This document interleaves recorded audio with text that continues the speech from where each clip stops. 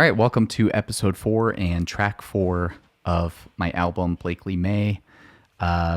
These videos, the purpose of them is to just tell my story about navigating through grief after losing a child and how music helped me.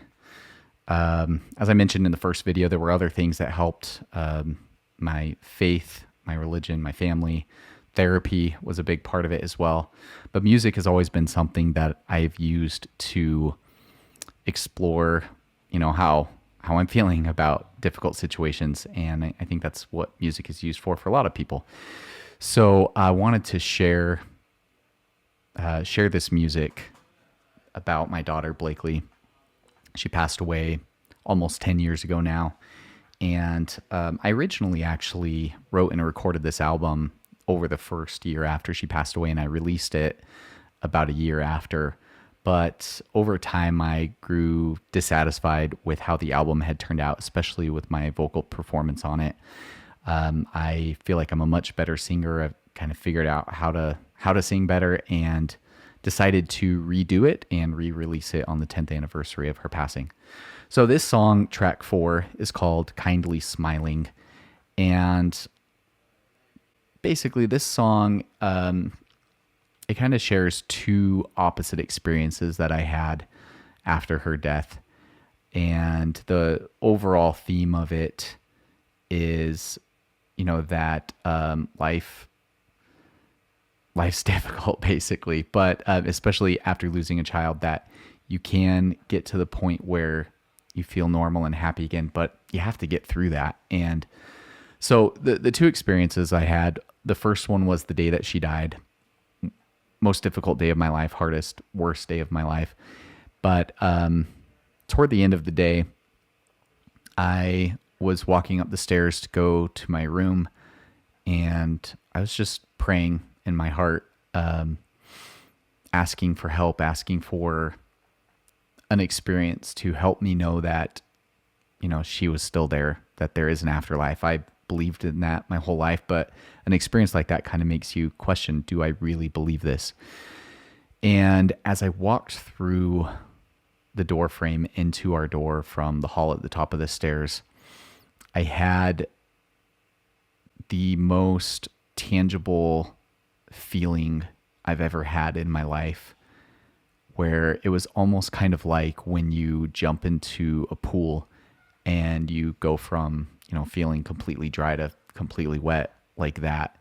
Walking through that door kind of felt like this immediate, sudden change wash over me. And the feeling that I had was that she was there with me in the room, and I felt just this love. And so that's what the first verse of the song is about, is that experience, that feeling like she was there, and how experiences like that, there were other similar experiences that were very tangible, very real, that gave me a lot of confidence that there is an afterlife and that she's here as a spirit. And how those experiences just helped me to navigate through grief and helped me to, stay positive as much as possible after her loss. And then let's listen to it, and then we'll talk about the second verse and kind of the contrast that I give in the second verse, because it really was a lot of up and down, feeling things like that, and then feeling kind of a despair as well. So the first verse talks about that first experience. I cried as hard as I could. I begged you to stay, but it did no good. I walked into my room and I felt you there, kindly smiling, your warmth in the air. And then there's the kind of the chorus, moments like that carry me through, is the next line. The second verse is less about one experience and just kind of a repeated experience of feeling really down, feeling depressed. That was obviously more often than not how I felt over the first few months. And what I would often feel, I would get home from work, or I would get to work from home, and be in the car and just feeling all this weight on me. And I would sit there for a few minutes just to try to decompress, to try to let that weight dissolve. And it didn't always work, but sitting there was just kind of felt like what I needed to do. So we'll listen to that verse here as well. Wait in the car and just sit, like I'm the one who died.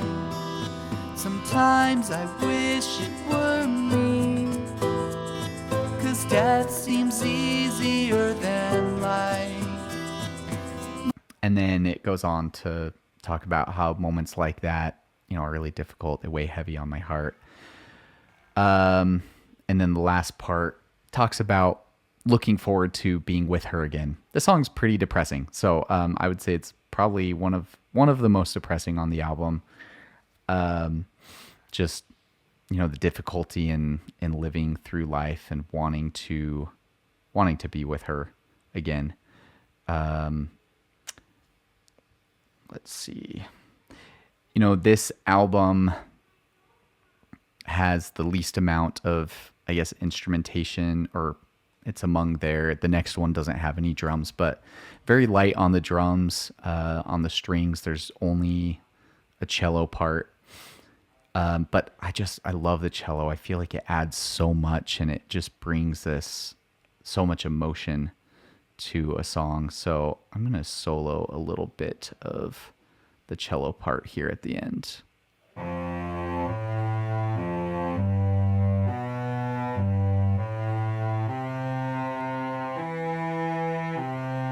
So as the song is building up, that's when the cello comes in there. The drums are starting to build up. I did separate drum tracks for all of these so that I would have more flexibility in exactly how I wanted the snare to sound, exactly how I wanted the kick drum to sound. I'm not very good at the drums. I did, compose these drum parts, but I can't actually play them. So I used Logic's drum samples to do that. Here's what they sound like here as it builds up. Just a tom and a snare, and then it gets to the point where the whole drums come in.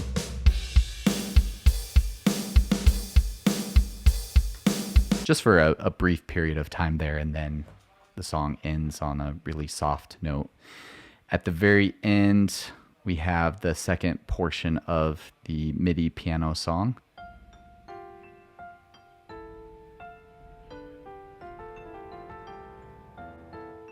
If you didn't watch the second episode where I talk about the second song, Life and Death, this was a MIDI song that I made. I took MIDI notes and formed them to create a picture of Blakely's face, and that was what it sounded like, at least the second chunk of it.